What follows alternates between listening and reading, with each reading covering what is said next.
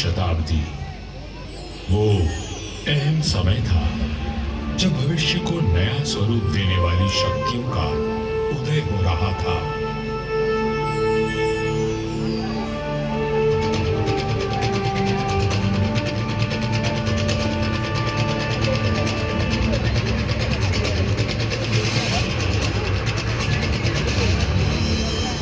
लोधी राजवंश ने दिल्ली की गद्दी संभाली।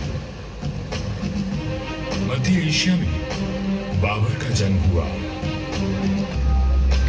और राठौड़ कुलकारव राव जोधा जी ने मेहरानगढ़ दुर्ग की नींव डालकर जोधपुर नगर की स्थापना की। 1459 ईस्वी में बना मेहरानगढ़ उत्तर भारत की राजनीतिक सरगर्मियों का साक्षी भी रहा और केंद्र भी। जोधपुर के आकाश में राठौड़ राजवंश का तेजवान सूर्य दमका, जिसका उदय मंडोर में हुआ था। मेहरानगढ़ की उत्तर पश्चिम दिशा में करीब 9 किलोमीटर का फासला तय करेंगे तो मैं अपने बचे हुए अवशेषों के साथ आपका स्वागत करूंगा। मैं किला हूं मंडोर का। मैं इतना प्राचीन हूं कि मुझे किसने बनवाया, कब बनवाया, ये किसी को भी याद नहीं। मंडोर की भूमि से आज भी अतीत के सिक्के, मंदिर के अवशेष, तोरण द्वार, स्तंभ और उत्कृष्ट मूर्तियां प्राप्त होती रहती हैं। मंडोर संग्रहालय में प्राचीन भारत के सभी प्रतीकों को सहेज कर रखा गया है, ठीक वैसे ही जैसे मैंने अपने जीर्ण अवशेषों में अनेकों गाथाएं संभाल रखी हैं। अरावली की पहाड़ियों से घिरा मंडोर नगर मांडव्य ऋषि की तपोभूमि था और इसका प्राचीन नाम मांडव्यपुर था। महाभारत काल में यहां नागवंशी ने राज किया और फिर गुप्त वंश ने इसे अपने बाहुबल से जीता। चौथी व छठी शताब्दी में हुनों का आगमन हुआ तथा परमारों ने इनके वैभव को बढ़ाया। मारवाड़ का विस्तार सबसे अधिक परमारों की समयावधि में हुआ और उस समय मारवाड़ को नवकोटि मारवाड़ भी कहा जाता था। तो 7वीं शताब्दी में प्रतिहारों ने यहाँ अपना साम्राज्य स्थापित किया और यहाँ के वैभव को बढ़ाया। मेरे साथ चलिए उस बीते हुए काल में जब यहाँ तलवारें खड़कती थी, रणभेरी और नगाड़े कंपायमान होते थे, वीर हुंकार भरते थे और रणबांकुरों के जय घोष से आकाश गूंज उठता था।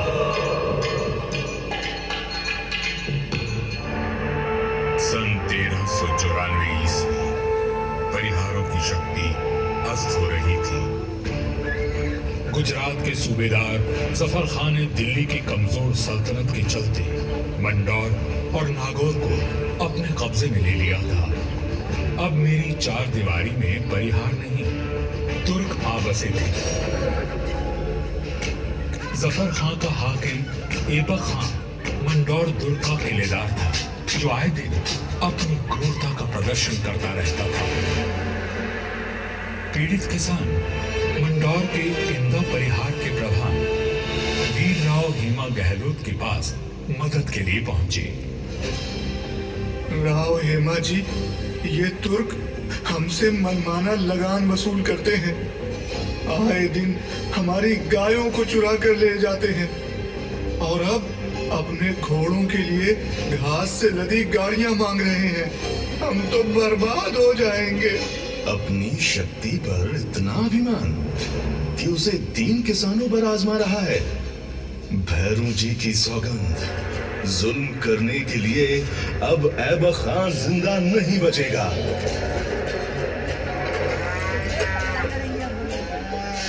शक्तिशाली शत्रु से लड़ने के लिए बल और बुद्धि से वार करने की योजना बनाई गई। घास की कई 100 गाड़ियां तैयार की गईं और हर गाड़ी में हथियार लिए योद्धा चुप कर बैठ गए। गाड़ियां जैसे ही किले के भीतर पहुंची, क्षत्रियों ने नारा लगाया, आयो लड़ो फतेह कर दो, आयो लड़ो फतेह कर दो।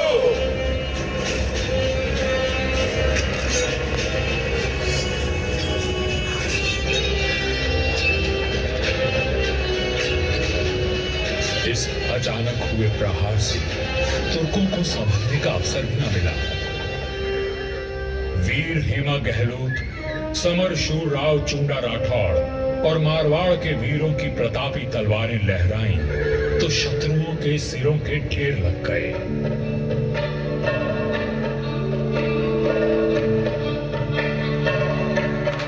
इसी जीत की याद में आज भी मंडौर में राव महोत्सव मनाया जाता है।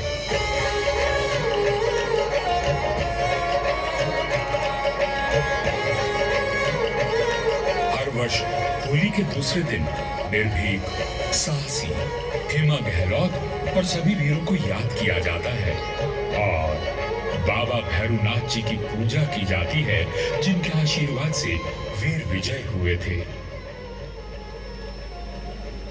मंडौर विजय के बाद भी इंदा परिहार का मन अशांत था, क्योंकि ये नगर शत्रुओं से घिरा हुआ था। तब उन्होंने शक्तिशाली राठौड़ वंश को राज सौंपने का निश्चय किया। इंदा के मुखिया राय धवल ने अपनी पुत्री का विवाह राव चुंडा से करवाया और दहेज में मंडौर का दुर्ग दे दिया गया। राव हेमा गहलोत ने राव चुंडा का राज तिलक किया और भाटों ने मंगल गान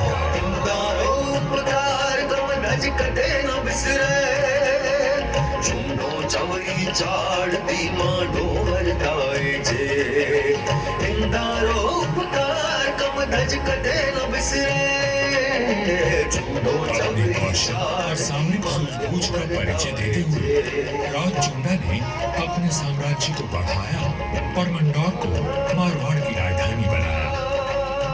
1423 में नागौर के युद्ध में राव चुंडा वीर गति को प्राप्त हुए और उनके पुत्र कान्हा के बाद राजदंड राव रणमल ने संभाला।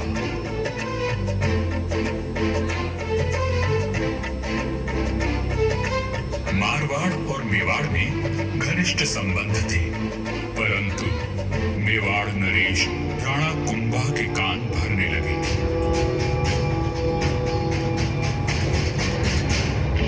मुझे राव रणमल की नीयत ठीक नहीं लगती राणा। वो आपका राज हड़पना चाहता है।